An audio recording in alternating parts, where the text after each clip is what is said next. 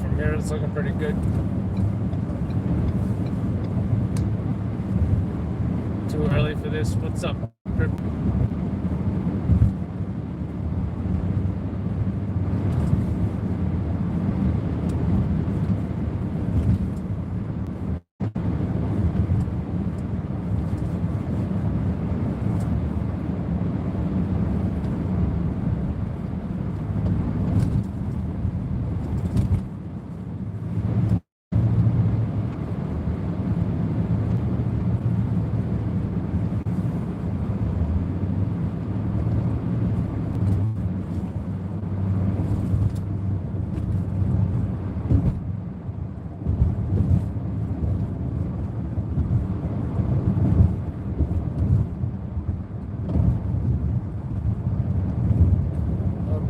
Having a good day from Allentown. Oh, LLN Philly, I believe.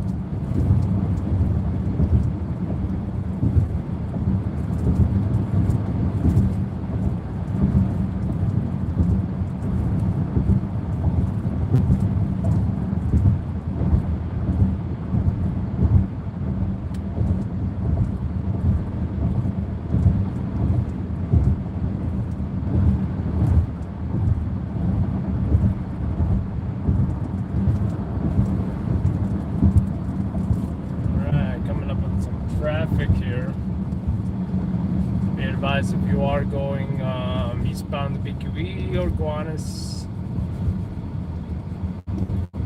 before exit 24, you will run into traffic. In fact, I'm seeing traffic up till Red Hook or so. Check out this unmarked car. Its emergency lights is pretty low profile. Does not have tint.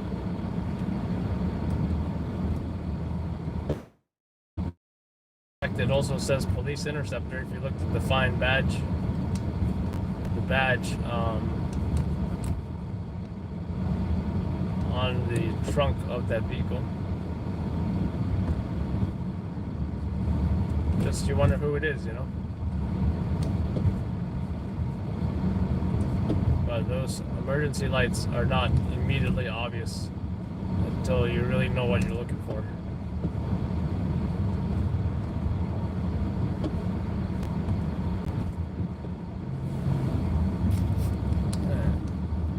Looks like it's a newer model Fusion as well.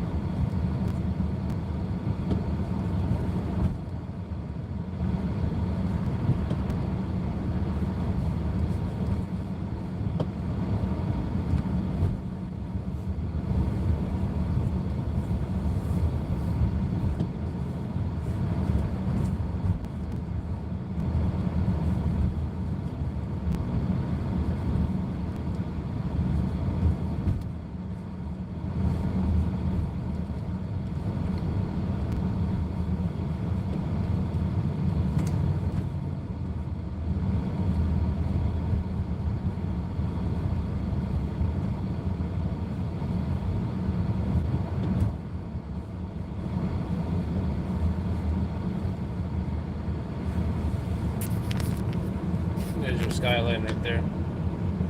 Let's see if we can see it. There we go.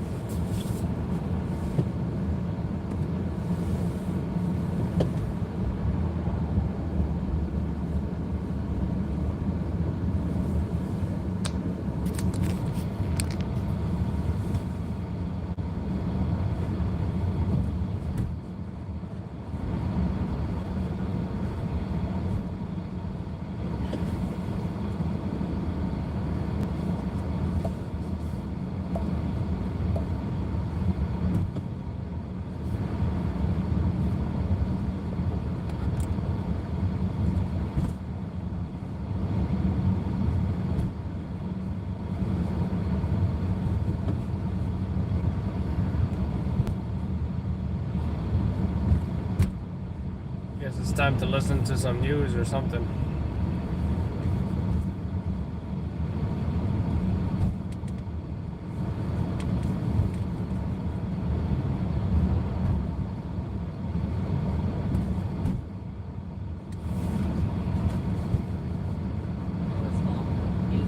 This is the Fox News Rundown.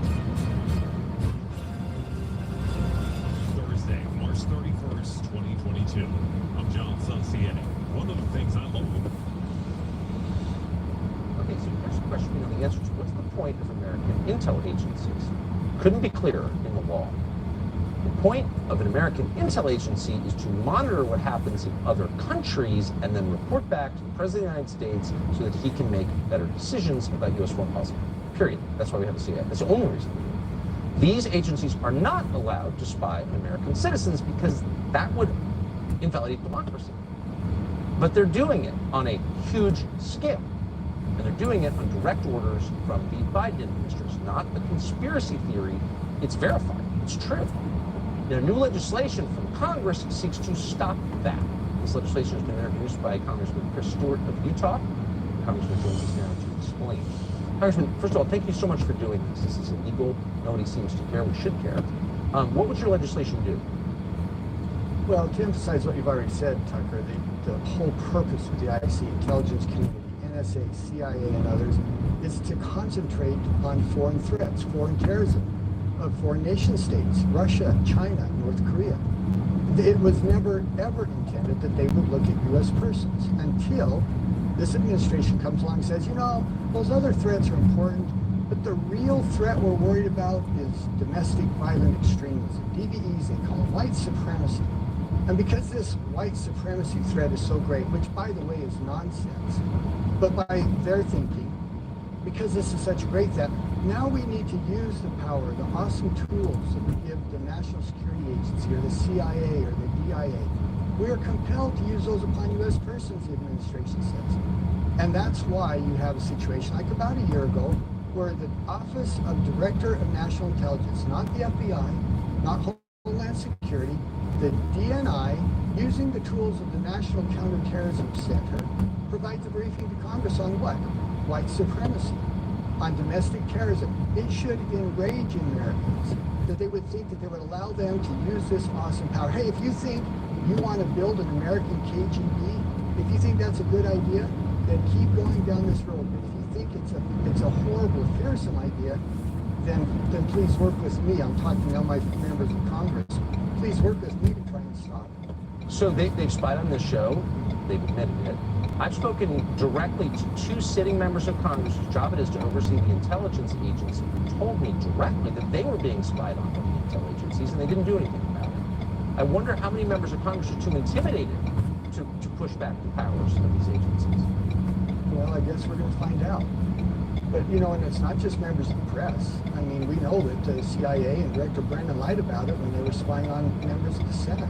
I mean, for heaven's sakes, Tucker, if the last 4 or 5 years have taught us anything, it has surely taught us that senior members of the FBI Department of Justice clearly were deceptive to Congress, deceptive to the FISA courts, deceptive to the American people. And now, once again, they want to increase that ability, to enhance that ability by drawing in these other agencies. And once again, there's no reason for it. There's no need for it. By the way, there's enough terror threats and other threats for them to, it's not like they've got extra bandwidth, like they don't have anything to do. And very clearly, the Department of Justice and FBI, that's their responsibility, not the CIA, not the NSA. Exactly. So nicely put. We are rooting for you, Congressman Pursuit. I hope you'll come back and let us know who didn't vote for this. That would be interesting. Thank you very much. Subscribe to the Fox News YouTube channel to catch. Mr. President, I'd like to start with this. How do you believe this war ends? Only without victory. A victory of truth means victory of Ukraine and Ukrainians. The question is when it will end. That is a deep question. It's a painful question. Joining me now, four-star retired General David Petraeus, a former commander of U.S. forces in Afghanistan and the former director of the CIA, now chairman of the KKR Global Institute. General, very good to have you with us today. Thank you for joining us. I want to get your thoughts on this potential Ukrainian hit inside of Russia on that oil depot. And you heard Jennifer's reporting on what the Pentagon thinks as they look at this, although we don't have confirmation yet.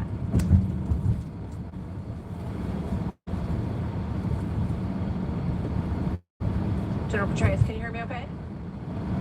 I can hear you, and I thought you were going to say that you wanted to hear one more report. But no, look, how can Russia be outraged if there's an attack just inside its territory on a fuel depot when Russia has been actively attacking fuel depots throughout Ukraine since the very beginning of the invasion?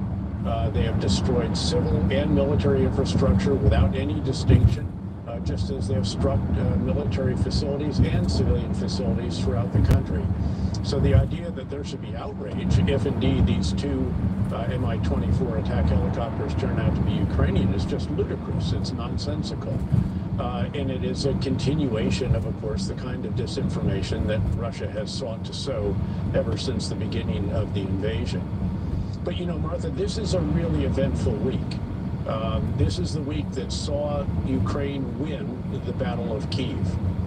This is the week that saw the Russians withdraw about 20% of the forces that were attacking Kyiv because they've been rendered combat ineffective. In other words, they can no longer accomplish their mission without reconstitution, without being filled back up with people and weapon systems. And so they're pulling those out. We believe that they're going to push those over and come into Ukraine from the east. And this is why I mentioned that this is a perilous moment as well as really a very positive moment. Again, no question that the Russians will ever take Kyiv now. And they've even pushed the artillery out of range of the downtown area. And they're doing that to the east side of Kyiv as well. Making progress outside Kharkiv, other cities, never going to let the Russians get to Odessa in the southwest. But yes, there's the concern about the southeast, the Russians helping the separatists push out from the so-called Donbass, the areas that the Russian separatists controlled within Donetsk and Luhansk oblasts, and then also ultimately, eventually going to take Mariupol, the embattled coast city in the southeast that is very important as well, which has become the Ukrainian Alamo, fighting to the last defender, occupying lots of Russian battalions. But when that does eventually fall, those battalions will be freed up. They can turn to the northeast. These new forces that are augmenting are going to come in from the east. And this is why there's this urgency in President Zelensky and his government to get and possibly get. Now, look, the U.S. has provided extraordinary amounts of weapon systems and supplies. So has a number of other NATO countries.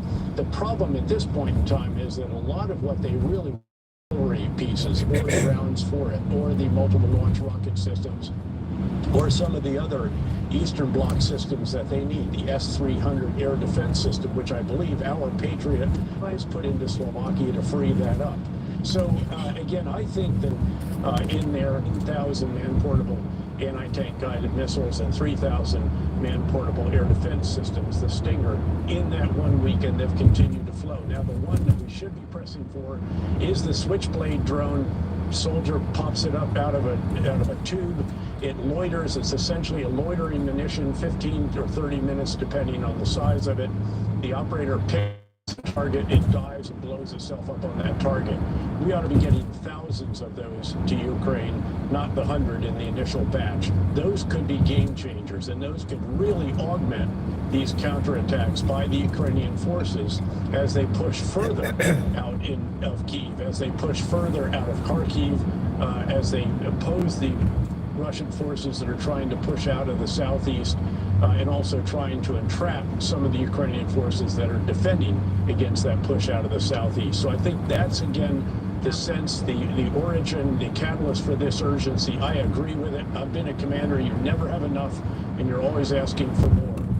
And I think everyone is doing everything they can to provide that. And that includes our NATO allies. Germany on the cusp of providing an extraordinary amount of money and also of weapons and assistance. Okay.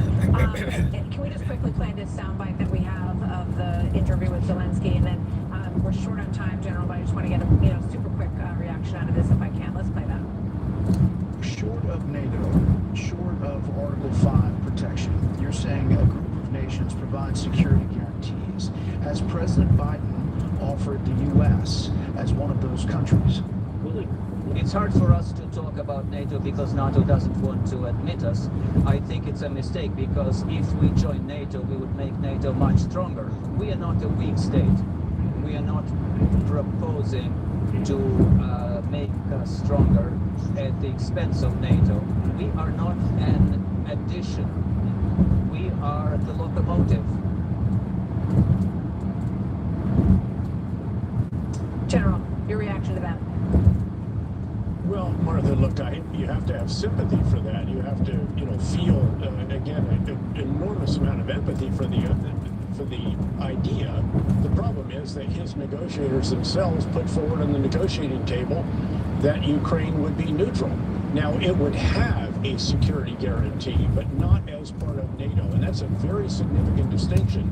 That's what his negotiators put forward to Russia. I'd love to see us be one of the guarantors of that. I think it's a bit premature to talk about that just yet.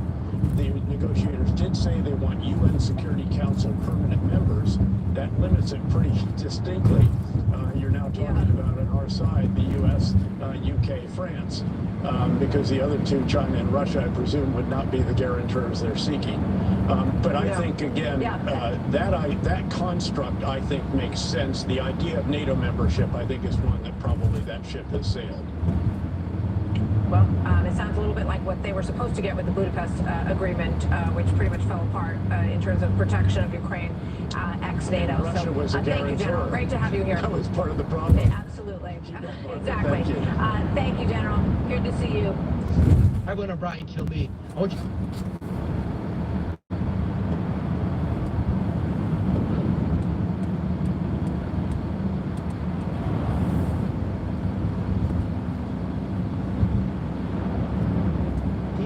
Bailing on California in record numbers. And why the sudden rush from the Golden State?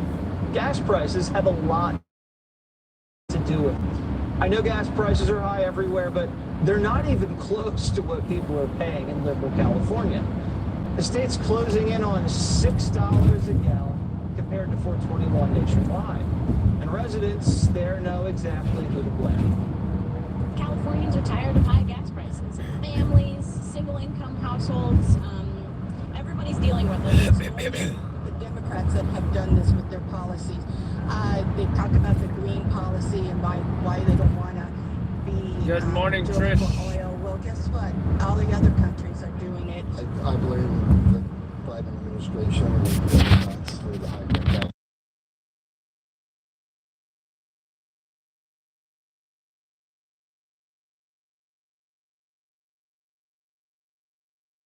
$6 in Missouri, $2 a gallon less. So if you got a 10-gallon tank in California, it's an extra $20 to fill up, and if you do that a couple of times a week, which they do, that adds up big time. So let's talk about why prices are so high there. It's because of progressive policies. The state of California has high energy taxes already, but on top of that, it requires this specialized gas blend meant to lower emissions, and it's very expensive. In 2012, the price of gas in California really wasn't that much different than other parts of the United States. About 30 cents more, nothing really to worry about. But a year later, costs surged. In 2013, Democrats decided to put in place a cap and trade program for Check out refineries. the sunrise, guys. And Gorgeous. since the refiners were Gorgeous. paying more because of cap and trade, they just passed the cost to consumers. Kazakuzo That cost Bridge was coming an up extra as well. 25 cents a gallon. Look at that But sunrise. that was just the start. Gorgeous. In 2015, the state added more regulations, making refiners use more biofuels, which added another 22 cents a gallon. And then in 2017, California said, we're not done yet. They added a 12 cents a gallon excise tax. It all makes sense now, doesn't it? Democrats want high gas prices. Democrats in California created higher gas prices with extra taxes and regulations. Now, are car and truck emissions going down in California? No, they're going up.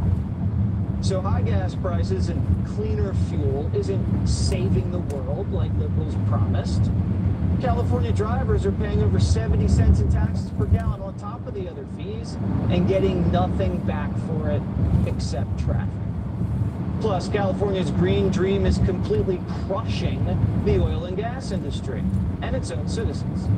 It's forcing refineries to either shut down or just relocate out of state. The state's losing the ability to refine oil into gasoline, and that pushes prices even higher. Even if the cost of oil comes down nationwide, this is a California problem. So as long as these policies stay in place, nothing's going to change. But don't worry, California. Gavin Newsom, he feels your pain. He wants to give out $400 gas cards. Sounds nice, doesn't it? But where's the money coming from? Not from the family vineyard. Instead, Newsom is going to tax you more at the gas pump and then give you back a tiny piece of it as a rebate. Check out that While sun. asking you to say, thank you, sir, may I have another? Now, those of you watching Look at at home might be asking, why would I care about what's happening in California? Well, I'll tell you why. If Democrats get their way, all of America will soon What look the heck exactly is like this? liberal There was a California. crash here last night, it looks The like. Biden administration's talking points sound Look at all a that lot debris. like Gavin Newsom wrote them himself. We didn't anticipate that Vladimir Putin would wage war on Ukraine and cause these markets to go out of control. We have got to use this reason to become energy independent with clean energy. So ultimately, the best solution is to go clean. And that's why the second part of what he announced was invoking the Defense Production Act to help increase the building of batteries for electric vehicles in the United States. How convenient. Democrats have found a way to use the war in Ukraine to push their clean energy agenda. You know what they say, Democrats never let a crisis go to waste. But the only way they can reach their green dreams is if you go along with it. They want us powering our homes with solar panels, cruising around in Teslas, you know, practical things. Joe says it's going to save you money. Most important thing my plan will do right away is save your family money. And here's what I mean. Under my plan, which is before the Congress now, we can take advantage of the next generation of electric vehicles that a typical driver will save about $80 a month from not having to pay gas at the pump. So after you drop that 60 grand on a brand new Tesla and another couple grand to turn your garage into a power plant, you'll be good to go. No, Teslas won't solve all problems, Joe. Heck, he doesn't even drive one. We need to wake up Democrats from this green dream. We need to fight back. We need energy independence. If we continue down this path, we'll be California, where the gas in your tank costs more than the car you're driving. Hey, Sean Hannity here. Hey, click here to subscribe. That is ridiculous. They want us to get Teslas. Not everybody can afford Teslas, folks. They just want the gas prices to go down. Is that too much to ask for? Anyway, guys, see y'all in the live stream when I'm driving back. See y'all soon. Take care.